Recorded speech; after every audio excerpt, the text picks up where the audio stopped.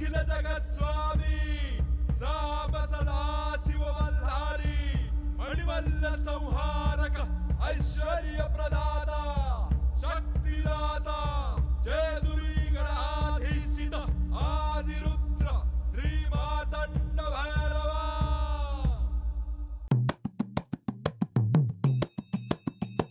जय देव जय देव जय देव जय देव जय देव जय शिव मातंडा।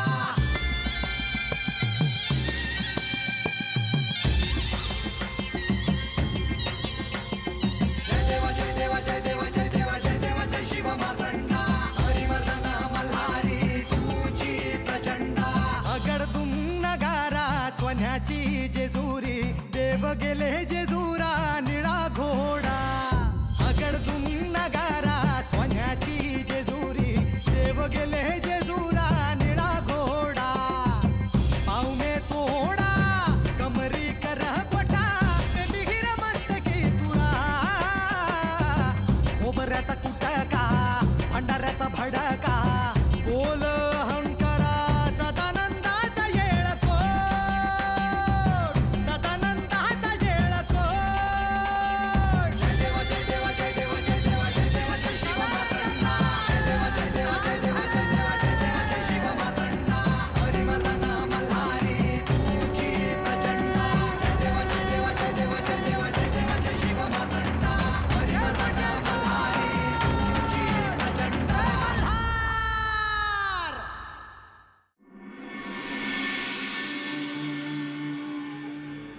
काळ कोणताही असो एक ध्यानात असू द्या। आदर समता प्रेमभाव ठेवून जर कार्य होत असेल तर त्याला माझा आशीर्वाद असेल। पण जर कोणी सृष्टीच्या कार्यात हस्तक्षेप करत असेल आणि मनुष्याला आणि सृष्टीला वेठीस धरत असेल तर त्याला असा अधिकार दिलेला नाही।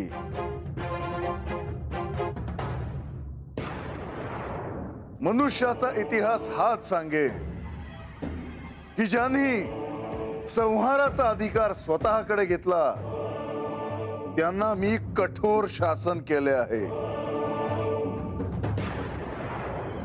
या सृष्टीत शुभ अशुभ सत्य असत्य देव दैत्य हे नेहमीच निवास करणार।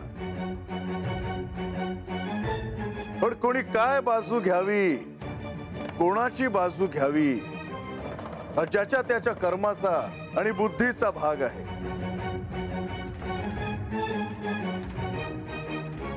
भविष्यात अशीही वेळ येऊ शकते की जेव्हा मनुष्याचा चांगुलपणावरचा विश्वास उडेल, सत्यावरचा विश्वास टळमळीत होईल। तेव्हा एक ध्यानात असू द्या की तेव्हा मी असे सत्याच्या रक्षणासाठी आणि अशुभाच्या संहारासाठी।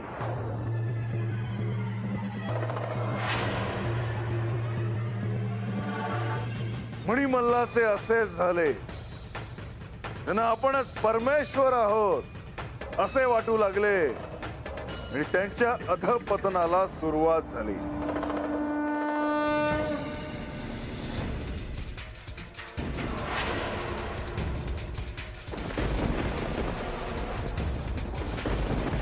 देवेंद्र, आपण चिंतेत का आहात?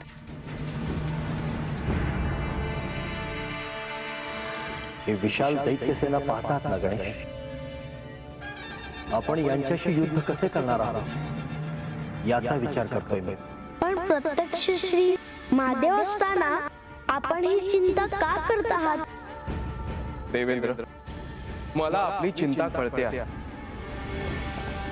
परंतु हे युद्ध हा एकच पर्याय आपल्या समोर आहे। आपल्याला या युद्धाला सामोरी जावेच लागेल।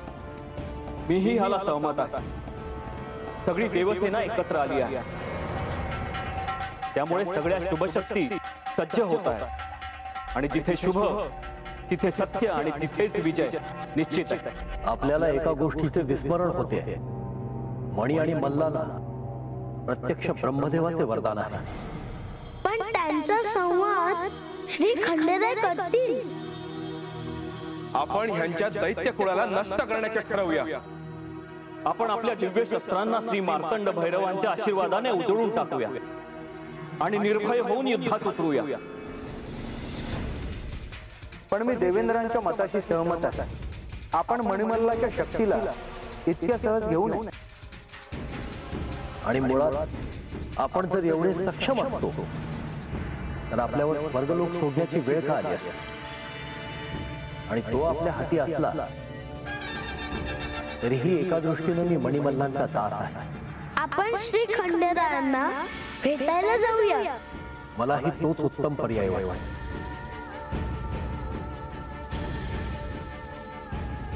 नारायण नारायण.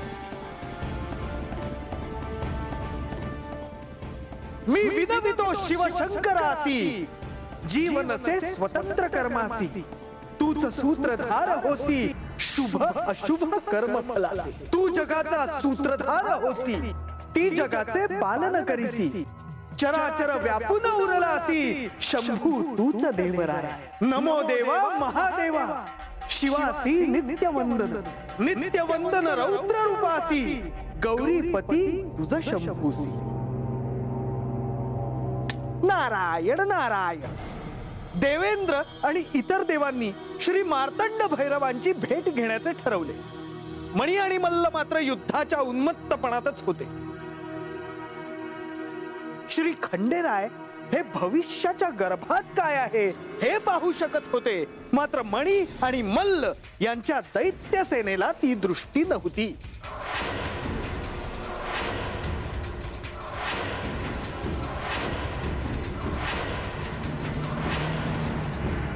मणी निकुम बघा बघा आपल्या दैत्य सेनेचे बळ बघा. या दैत्य सेनेच्या नुसत्या शक्ती प्रदर्शनानं या देव सेनेचा कसा थरकाप उडालाय ते बघा.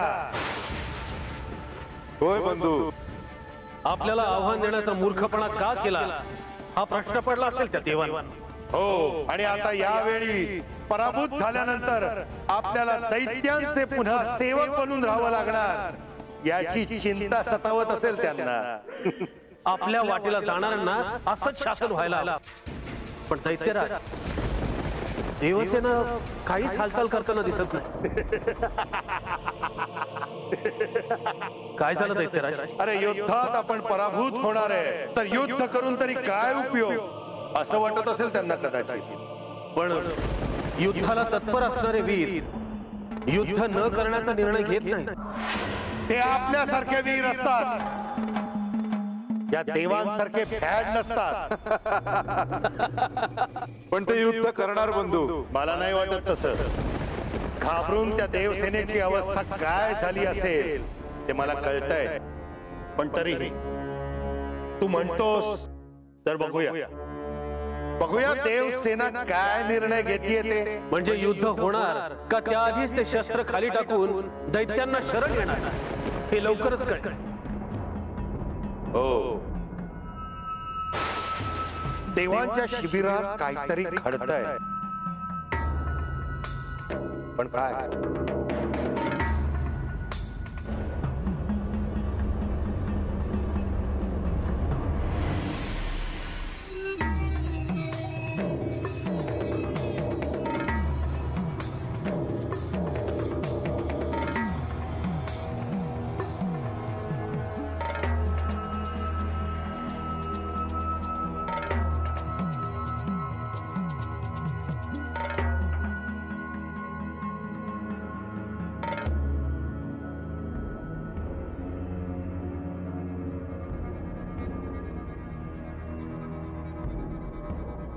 देवा, आम्हाला आपल्याशी बोलायचे आहे.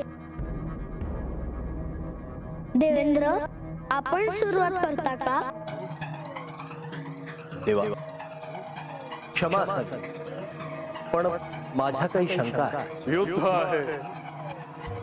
तेव्हा आधी शंकेचे निरसन करूया, नंतर अवधी नाही मिळणार. देवा, श्री ब्रह्मदेवानी मणिमल्लांना जे वरदान दिले आहे ते आपल्याला विसरता येणार नाही.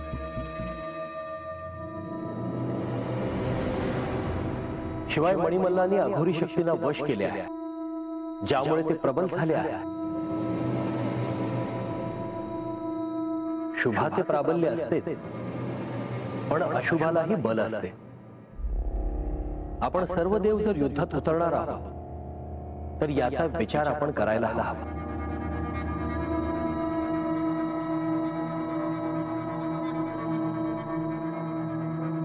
कोणाला अजून काही सांगायचे आहे? देवा, देवेंद्र जे म्हणत आहेत त्याला आधार आहे. मणिमल्लाची ती दैत्य सेना आम्ही स्वतः पाहून आलो आहोत आणि त्याचे स्वरूप खरोखरीच अत्यंत विकराळ आणि भयंकर आहे. देवा, मला आपल्या शक्तीविषयी शंका नाही, परंतु देवसेना खरोखरीच भयभीत आहे हे नक्की. देवा, आपण मला आपल्या मस्तकावर धारण केले आहे म्हणून मला चिंता नाही, कारण अनेक युद्धांच्या प्रत्येक क्षणाचा मी साक्षी आहे. मी आपल्या सामर्थ्याविषयी निशंक आहे. देवा, क्षमा असावी, पण देवसेना साशंक आहे. देवा, सगळे निश्चिंत होतील असे काहीतरी आपण करावे असे मला वाटते.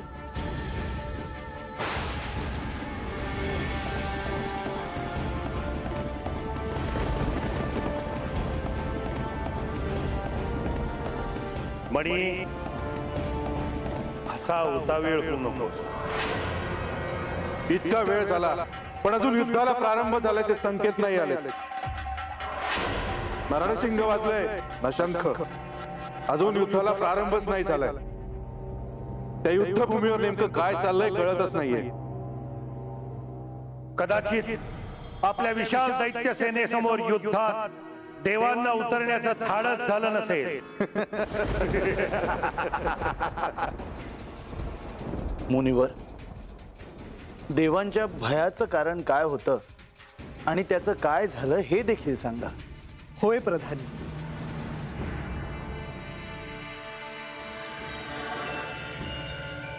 प्रत्यक्ष श्री खंडेरा असताना देवेंद्र आणि सहाय्यभूत देवतांना भय वाटले, ह्यातच नवल आहे. अगदी योग्य वचन श्री गणेश.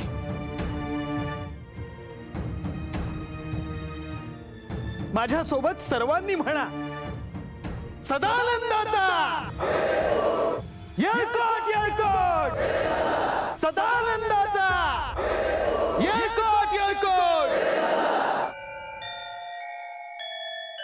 श्री खंडेरायांनी त्यावेळेला काय उपाय योजिला हे सर्वांना ऐकायचे आहे की नाही? खंडोबा देवानं काय उपाय केला म्हणायचा?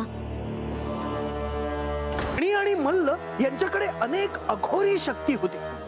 त्यांचे अकराळ विकराळ रूप पाहून देवही भयभीत झाले होते.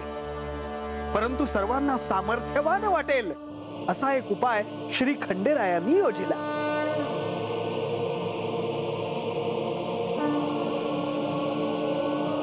नमो सोमाय, नमो पंचवक्राय, नमो नमन तुझ.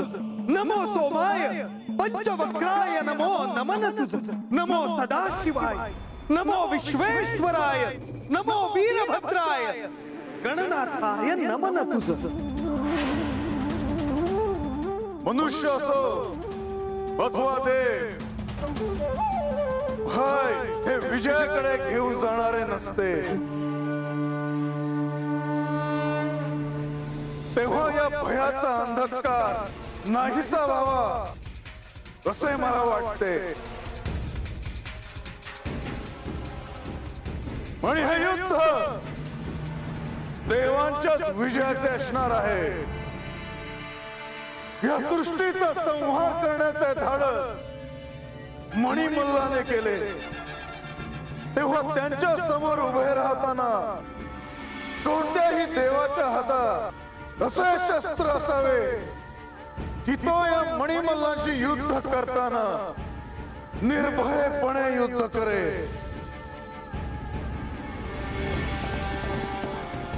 हा शक्तीचा खेळ आहे. तेव्हा मी माझी शक्ती या त्रिशूळात प्रभावित करतो आणि सर्वांना देतो. तेव्हा निर्भय व्हा.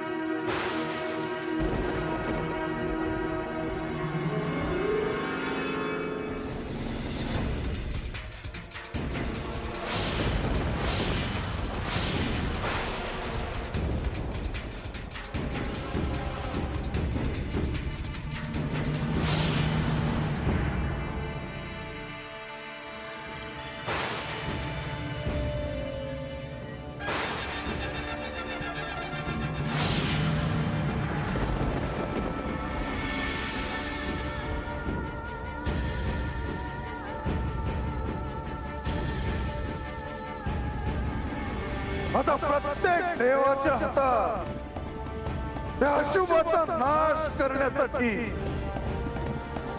हे त्रिशूळ द्या आणि युद्ध करा.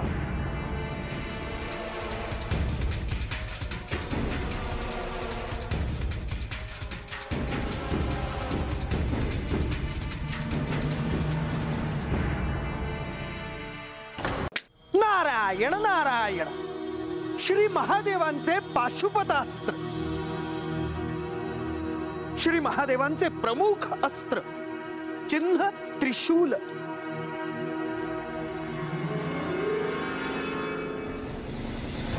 श्री मार्तंड भैरवांच्या रूपात त्यांनी सहस्त्र त्रिशूल निर्माण केले आणि देवसेनेला ते शस्त्र हाती घ्यायला सांगितले.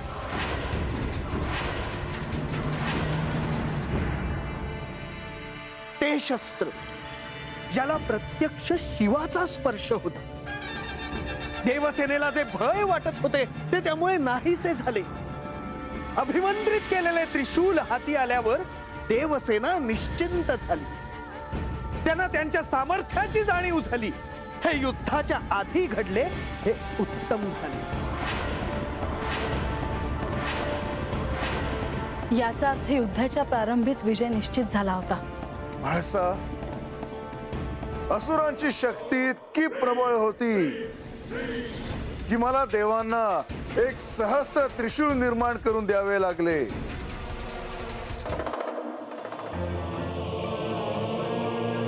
पण तरीही त्याच्याशी झुंजण्याचे बळ त्या असुरांमध्ये होते. पुढे रक्तबीज राक्षसाचा संदर्भ येईल. त्याच्या रक्ताच्या एका थेंबातून एक राक्षस निर्माण व्हायचा. त्या रक्तबीज राक्षसावर वार व्हायचे आणि असंख्य रक्ताचे थेंब पडायचे आणि त्यातून असंख्य राक्षस निर्माण व्हायचे. आता मला त्रिशूळ तयार करण्यामागे काय कारण होते हे कळाले. सदानंद सदानंद सदानंद सदानंद सदानंद. ह्यावेळी मला इथे असं नमूद करावंसं वाटतंय की जितका अवधी शुभ घडवण्यासाठी लागतो त्याहूनही अधिक अवधी अशुभ नष्ट करण्यासाठी लागतो. ही परम नियती आहे. या शुभ अशुभाचा खेळ नित्य सुरू आहे. आणि सुरू राहील. हे अपरिहार्य आहे. परंतु सत्य शिव आहे आणि सगळं सुंदर होईल ह्यात शंका नाही. बोला सदानंदाचा.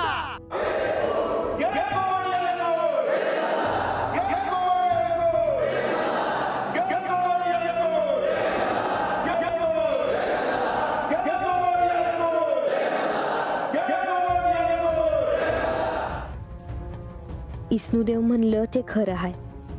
देव माझ्या संग आहेत म्हणल्यावर माझं बी कल्याण होणार हे मला ठाव आहे. मला बी मोठ्यानं सदानंदाचं येळकोट म्हणावं वाटतंय, पर कुणाला बी ठाव नाही का म्या असं आख्यान बघते आहे.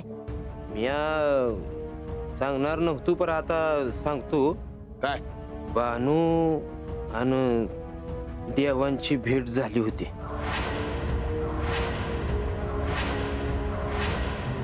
कधी आणि कुठं ते काही सांगता याचं नाही मला, पर आणि काय सांगितलं तर बानू मारायची मला. बघ, बोलायला आणि विचारायला फुलपानाची गाठ पडली का नाही?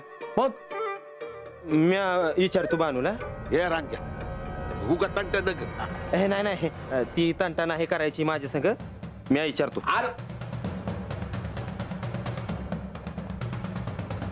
बानू बानू बानू